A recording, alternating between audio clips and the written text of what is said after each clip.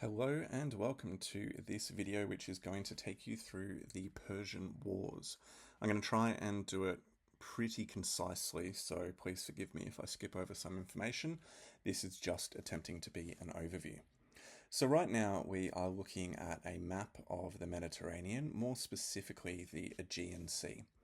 So the Aegean is the sea which is to the east of the main landmass of Greece and to the west of modern-day Turkey. And so the story really starts around about 490. Actually, let's go back a bit further into 499 when we have a series of Greek city-states along the coastline of modern-day Turkey in a region which is known as Ionia. Now, these Ionian Greek city-states had been a part of the Persian Empire since it was conquered under Darius the Great, the king of Persia. And a whole things come to pass involving the island of Naxos and the city-state of Miletus. But to cut a long story short, the whole area goes up in a revolt known as the Ionian Revolt around about 499 BCE. In order to support the revolt, both Athens and Eretria, this small island or this small city-state right here on the island of Euboea, send forces across. Those forces meet, they go inland along with the Ionian Greeks, and they attack the city of Sardis. And they burn down a lot of Sardis, including a religious temple to the regional goddess Cybebe, Cybebe. Now, the Persians spend the next few years reconquering Ionia. I won't go into the details of the Battle of Lade or the campaigns in Phrygia and Caria, but basically by around about 494, 493, that campaign has finished and the Ionian revolt has been crushed. Now, the king of Persia, Darius, is not willing to take this as just an event which has happened on the borders of his empire. He is determined to get revenge against particularly the mainland Greeks, the Eretrians and the Athenians, who have supported the revolt. So over the course of the next couple of years, he is solidifying his rule in Ionia, and he actually sends a force around the North Aegean, here where my cursor is indicating, under the command of Mardonius. And it is in about, I think it's 492, that Mardonius is taking a fleet and it's coming around the edge of this peninsula here where Mount Athos is. And his fleet get destroyed by a storm, and so Mardonius returns with the remainder of his army and the ships that survived, but not before having conquered Thrace and all the way up to kind of the Chersonese region, which is around here. So, learning from the mistakes of the challenges that Mardonius face, Darius decides that they are not going to send a force around the North Aegean. They're going to island hop in order to get their revenge. So they load up a whole host of ships, many of which are transport ships for the transport of the Persian cavalry, and they island hop across Naxos and then come all the way up, and they start at Eretria. They lay siege to Eretria before it gets betrayed by people on the inside who turn the city over to the Persians. And then the Persians come down and land right here at a place called Marathon.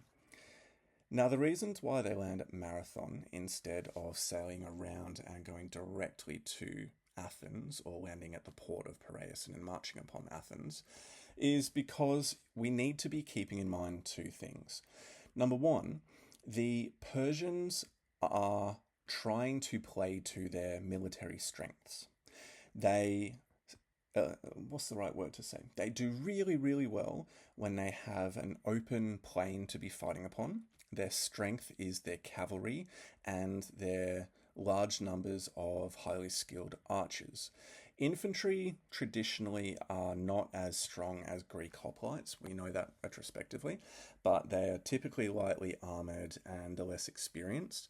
And so what the Persians will try and do is cut off supply lines using their cavalry. They'll try and surround and attack from the sides and the rears, whilst the archers are peppering the main infantry units of the enemy with arrows until the infantry move in to mop up the remainder.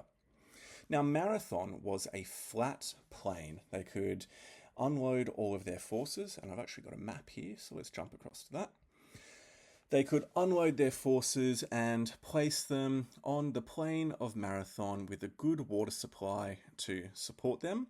And the Athenians, finding out this is all in 490 by the way, I skipped over that point, finding out that the Persians have landed at Marathon, send out a force of approximately 10,000 hoplites with an additional 1,000 hoplites from the city-state of Plataea.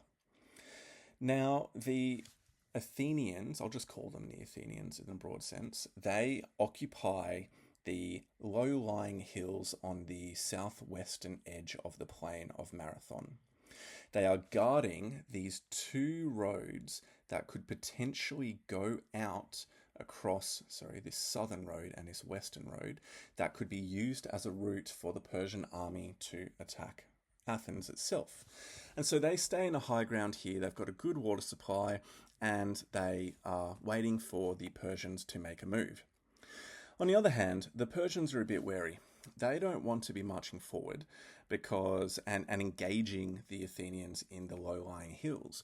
Because if they do that, then the Athenians have the benefit of the hills at their back. They've got the weight that offers to their infantry engagements, and also means that the cavalry are not going to be effective in those low-lying foothills on the western edge of the plain of Marathon. So we're a little bit unclear as to what the Persians actually get up to. I'll focus more on the Athenians at this point. The Athenian army is being led by a group of 10 generals known as strategoi. Each of those generals are the leaders of the 10 tribes of Athens, and then there's an 11th political figure known as the polemarch, Polemarch. And that polemarch is a man named Callimachus. Now, Callimachus is undecided about what the army should be doing. The generals are vacillating. They're going back and forth between whether or not they should take the fight to the Persians or whether they should just hold the higher ground and let the Persians run out of supplies. But one of the generals, a man named Miltiades, he actually puts forward the argument in really strong terms that they should take the fight to the Persians. And the reason why he says this is because he's very worried that the longer that they wait, the Persians might be able to bribe or convince people inside of Athens to kind of open the gates to Athens and betray the city to them, much like what we had seen with Eretria. And either way, without going into the background of Miltiades either, he is able to get his opinion to be the one that wins the day. Callimachus comes alongside. The deadlock of votes 5 versus 5 is broken. Callimachus is the 6th, so it is determined that the Athenians will attack. Now, Miltiades does wait until his day of command, because each of the 10 generals gets 1 day of command, and he waits until his particular day to decide to attack. Now, he does a few really interesting things within this tactical setup, which are really important for us to mention. As we can see in this image, and it's a very simple image, the Greek army has extended itself to match the width of the Persian army. Now, the reason why that is significant is because Miltiades is making sure at this point that his army is not easily going to be outflanked by the Persians. Greek hoplites are basically heavy infantry soldiers that have a really big shield, metal breastplates, greaves, and a long stabbing spear with a large helmet as well. And they're essentially the tanks of the ancient world. Point them in the right direction and get them into a shoving and stabbing match against the enemy and they're going to do really well. But if you need them to be mobile and responsive to maneuvers, they are really, really poor. So Miltiades extends the line here and decides that he's going to match the width of the Persian army, and additionally, he's actually going to thin out the center and strengthen the wings, because he knows that the Persians put their best troops in the center of their army line. And so he thinks that if the Persians are able to push forward against the Greek center, they'll actually become almost like a curve shape.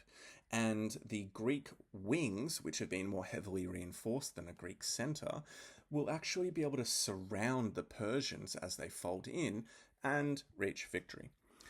The other two things that he does, which are really, really important. The first one is he attacks when the cavalry are not present.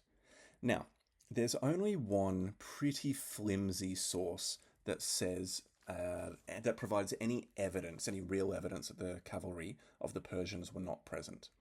That source is a later, I think it's 10th or 13th century CE source known as the Byzantine Suda. It's basically an encyclopedia of the ancient world written by the Byzantines. And within that, there's the phrase, the cavalry are away. And supposedly some of the Ionian Greeks with the Persians send that message across to the Athenians. And supposedly that's the reason why Miltiades attacks. But remember, that is around about 1400 years after the events that have occurred. So it's not the most reliable source. The other kind of piece of evidence that there were no cavalry is actually negative evidence. They're not mentioned at all in Herodotus's account.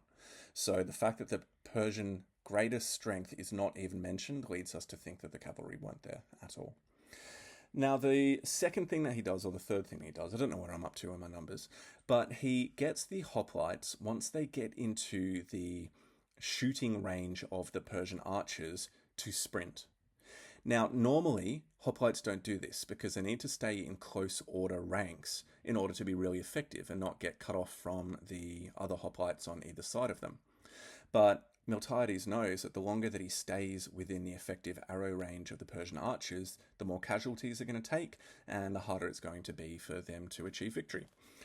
So the hoplites run forward, they come into contact with the Persian infantry line. The Greek center actually gets pushed back and breaks. They actually flee back to the encampment and part of the Persian center chases them.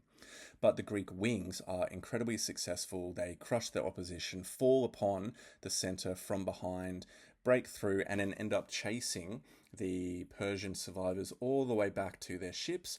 There's a tug of war on the coastline as Persians are fleeing back to their ships, and that is the end of the Battle of Marathon. The Persians get back into their ships and they sail back. I'll go to the next map. They sail around the coast of Marathon all the way to Athens itself. Supposedly there's this rumor, according to Herodotus, that someone on the inside flashes a bronze shield with kind of like light, like a mirror reflecting light, saying, "Yes, come, we're going to open a city for you." But the Persians recognize that the Athenian army has marched back and don't try and land the remainder of their troops to take the city. And that, my friends, is the end of the First Persian War, which is only the Battle of Marathon.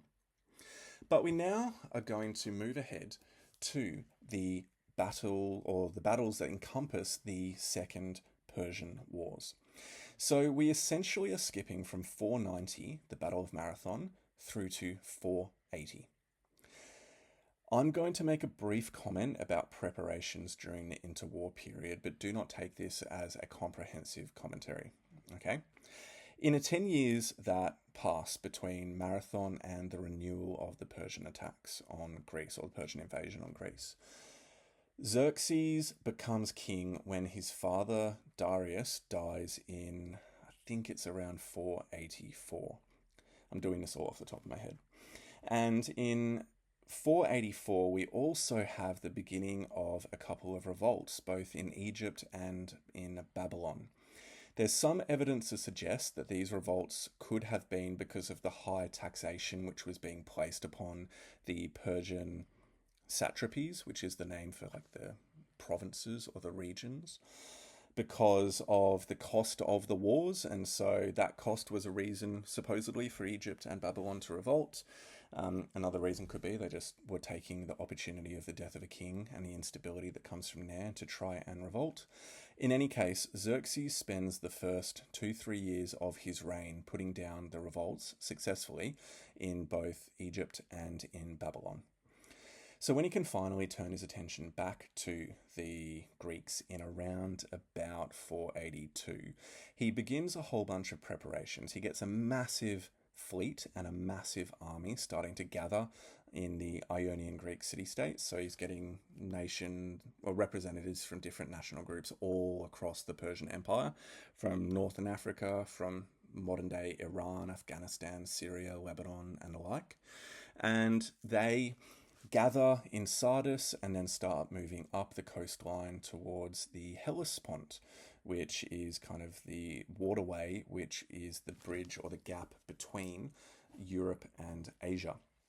He also sets up a series of supply depots across the North Aegean Sea to make sure that his troops are able to be supplied and reinforced throughout the journey. And he also cuts a canal through the peninsula of Mount Athos, where Mardonius's fleet had been wrecked by a storm in 492. There's a bunch of other stuff they do, like sending ambassadors and other things, but I'm going to just skim through. Those are the main points. And for the Greeks, they don't really do much, to be honest.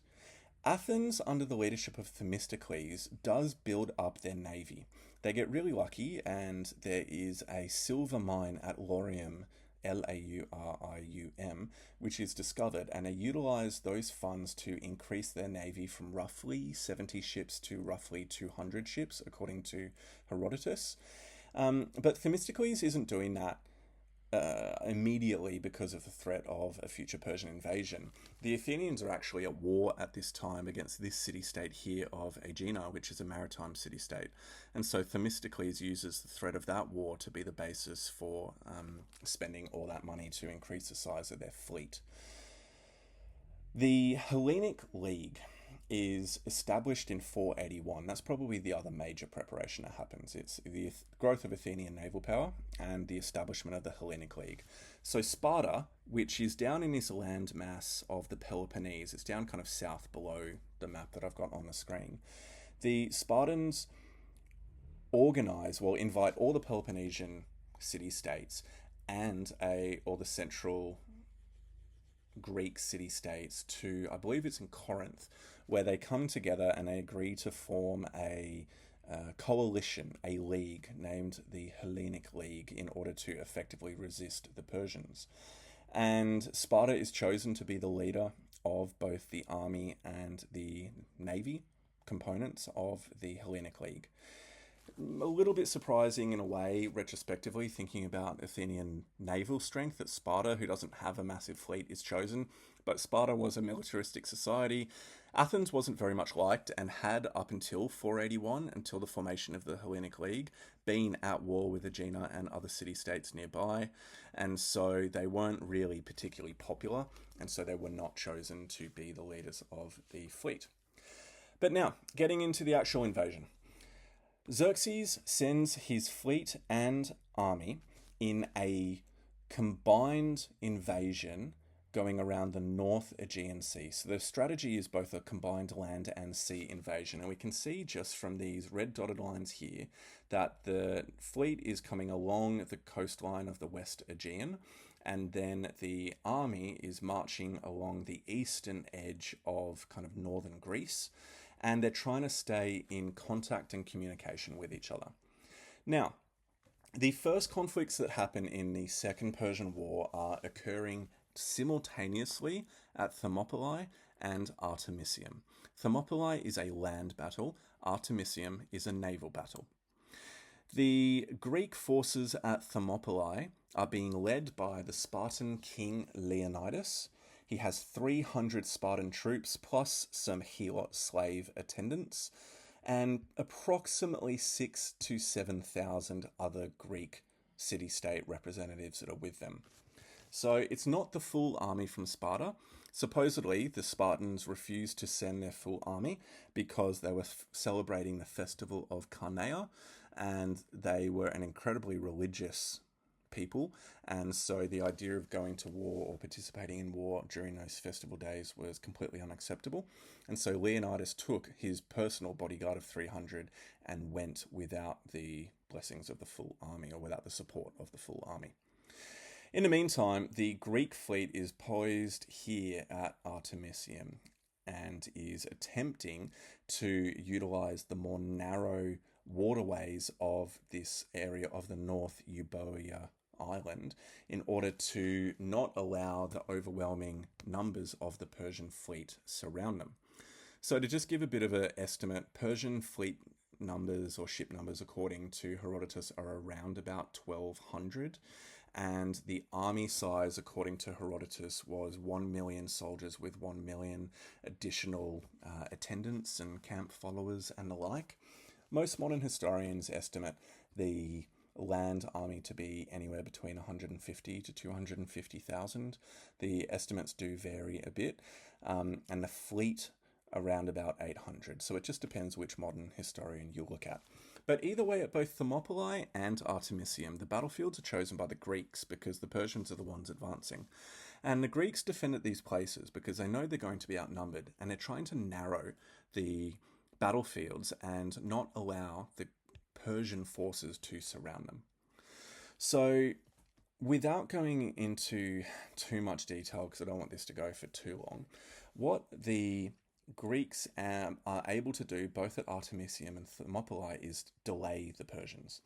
At Thermopylae, the Persians initially wait for 3 or 4 days, letting the Greeks try and become scared of the huge forces that they're up against.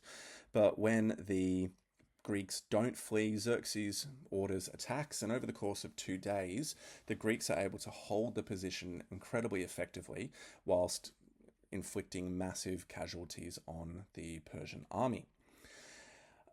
At the same time, at Artemisium, there are naval battles going on, and these are not as one-sided. Yes, the Persians do lose more ships than the Greeks. However, the Greeks do suffer quite heavy casualties. The thing that makes a massive difference is that there are 2 storms which occur whilst they are kind of at or near the region of Artemisium.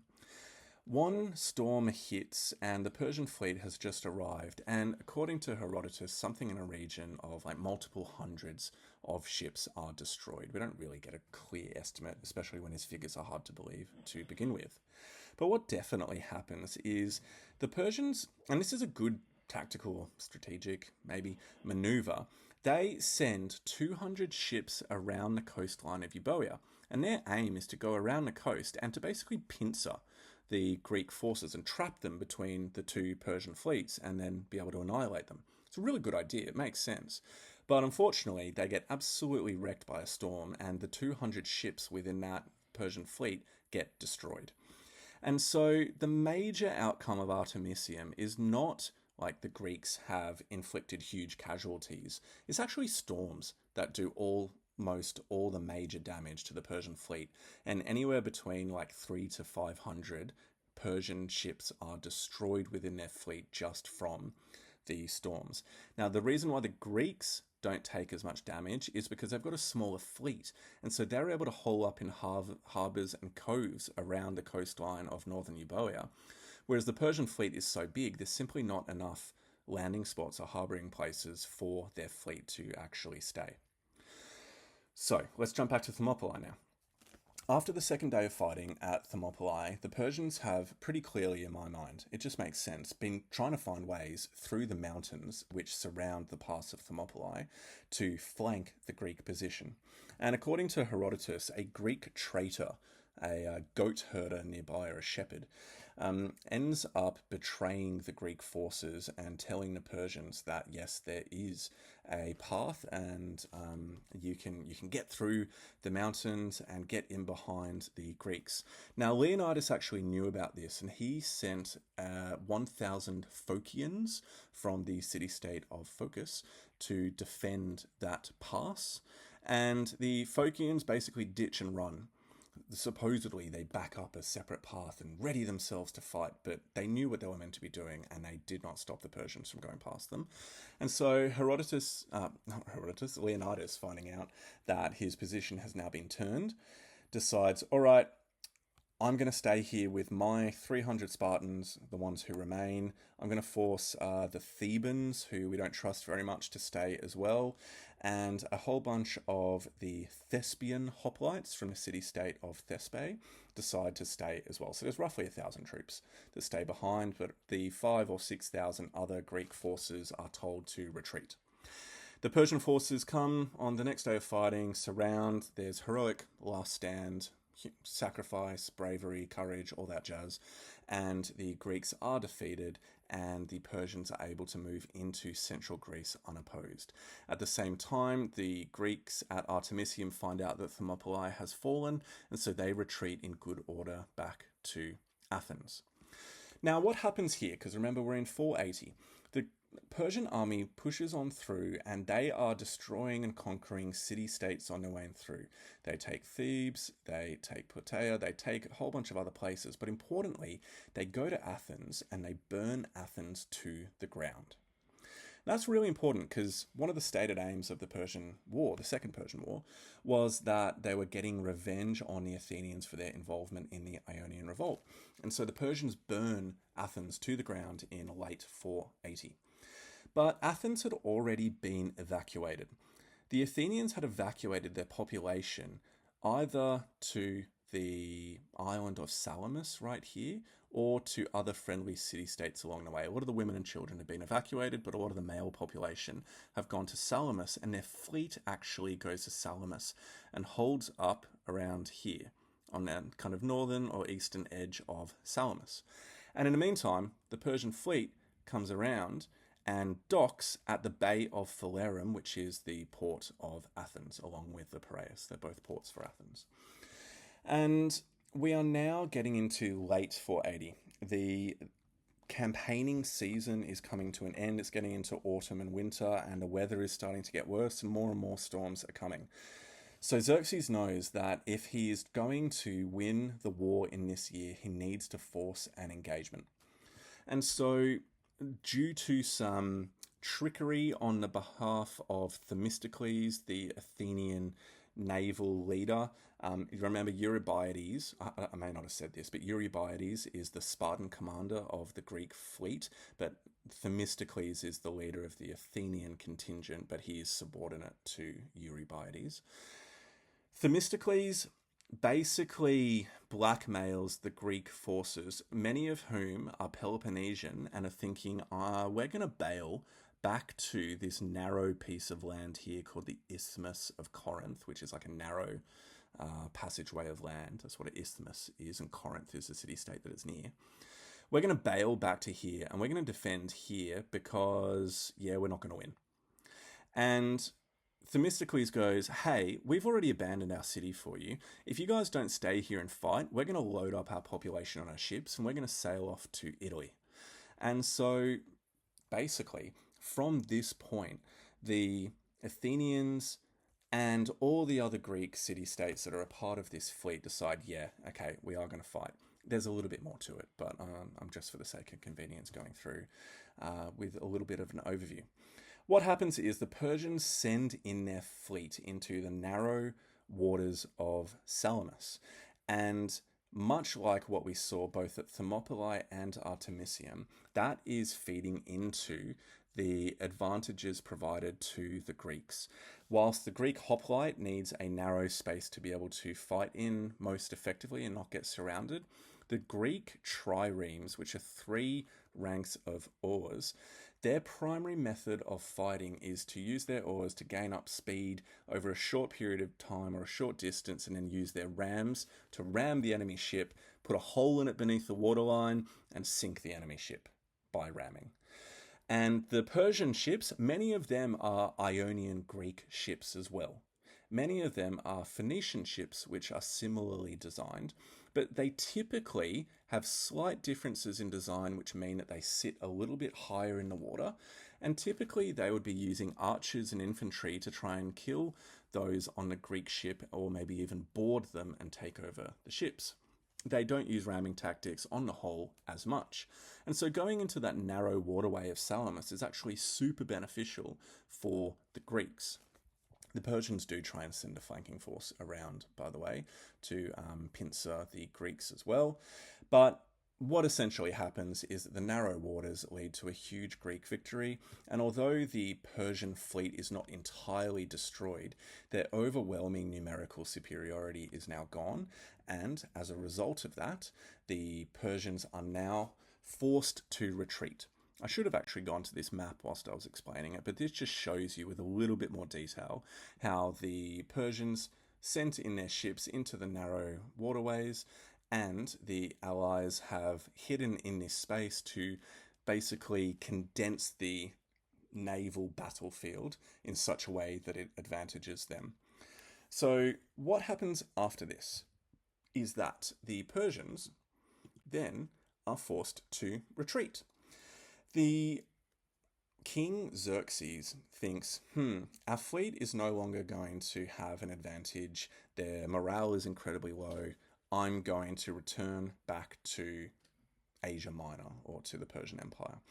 So he takes a big portion of the fleet back and retreats all the way back around the North Aegean, because he's worried that if the Greeks send their fleet to the Hellespont, he could actually get trapped in Europe, and that would potentially lead to his death, and the risk of any death to the Persian king was unacceptable, so he returns back. However, he does leave a force of anywhere between 60 to 120, 150,000 men under the command of his uncle Mardonius, who winters in Thebes. Now, that is the end of 480, and we get into 479. The Persian army has stayed in Thebes, and they start the year with going and ravaging a whole bunch of other places, but then burning Athens to the ground again. The Athenian population has remained on Salamis and other areas around what is called the Saronic Gulf. And there's a big debate going on again between all the Peloponnesians, kind of led by Sparta, and the Athenians and other central Greek city-states who are wanting help to try and overthrow or kick out the Persians. The Peloponnesians just want to defend here at the Isthmus of Corinth, and the Athenians are like, dude, our city's just been burnt down twice. Our people are refugees away from home. If you don't stay and fight, we are going to consider going across to the Persians.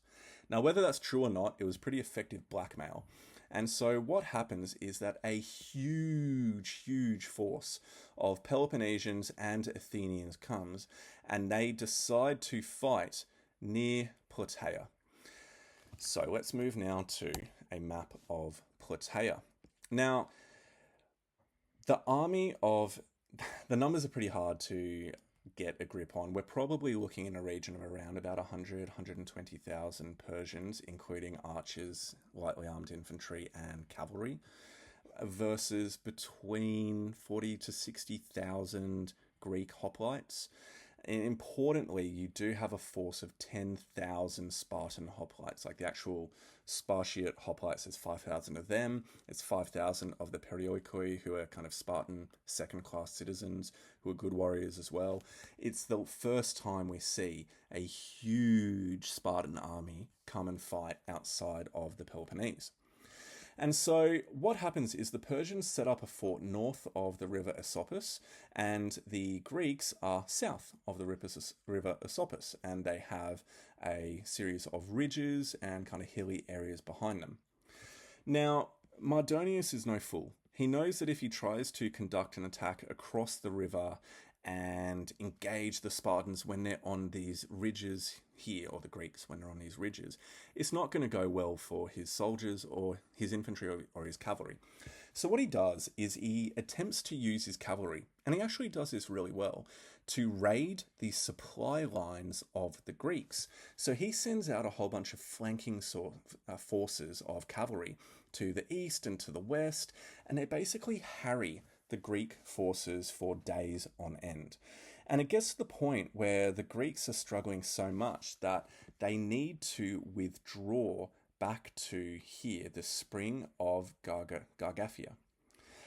They do this, But the amount of water that they're able to get from the springs is not enough to water and feed, and they're having troubles with food and supplies and the like for their forces.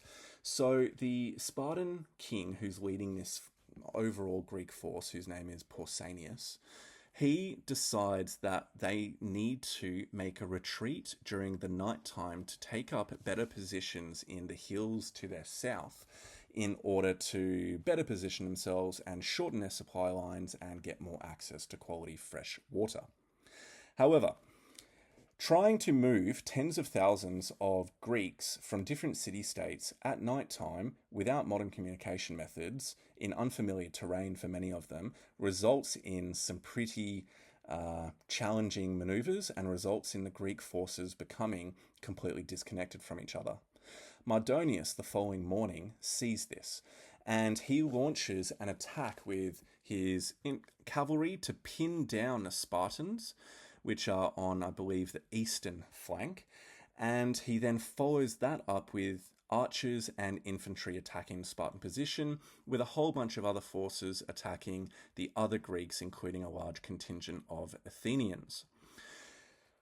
During the course of the fighting, which takes most of the day, the Persians have actually done a really good job to get up to this point. They've split up the Greek forces, they've utilized their cavalry really effectively, and they've pinned and separated the Greek forces in such a way that they cannot come to the aid of one another.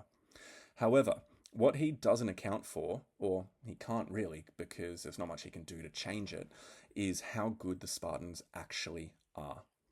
So the Spartans manage to hold their position despite being, in many ways, outnumbered, outflanked, and really struggling. And they fight brilliantly, according to Herodotus, our main source on this, and Plutarch as well.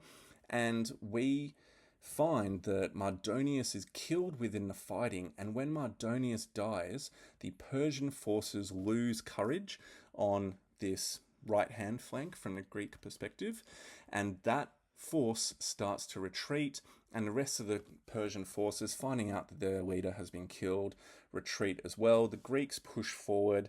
The Persians have retreated back to this fort. The Greeks storm that fort, kill basically everybody inside, and the Persian forces retreat, essentially in disarray. And that is the end of the major Persian invasion of Greece within the Second Persian War. We do have one last battle though, and this is the Battle of Mycale. Now, I'm going to have to apologize. Oh no, I know where Mycale is. That's not true. It's north of Miletus, just to the east of Priene. It's in here. Okay, so you see that river right near my cursor? That's going to be shown on the next map. So supposedly on the same day in 479 that Plataea is being fought, although I just find this hard to believe, the Greek navy, under the command of Leo Tychides, has followed the Persian fleet and is able to pin them down at Miletus. Sorry, not Miletus, Mycale, Mycale. Now, the Greeks come forward. The Persians don't offer battle on their ships at sea. There's a supporting Persian army which is on the land next to the Persian fleet's position, and they basically beach all their ships and flee in order to try and survive. So what the Greeks do is they land all their ships, all their rowers and sailors get off, they grab some spears, they grab some shields, and then they attack. And over the course of it's actually a pretty fast battle compared to Plataea and Thermopylae as well, had a mental blank. They are able to defeat the Persians, and that, my friends, is the destruction of the Persian navy in 479. Plataea has been the end of the Persian army, and Mycale is the end of the Persian navy. So, there you go. That is your nearly 40-minute summary of the Persian Wars. I hope that helps. Bye.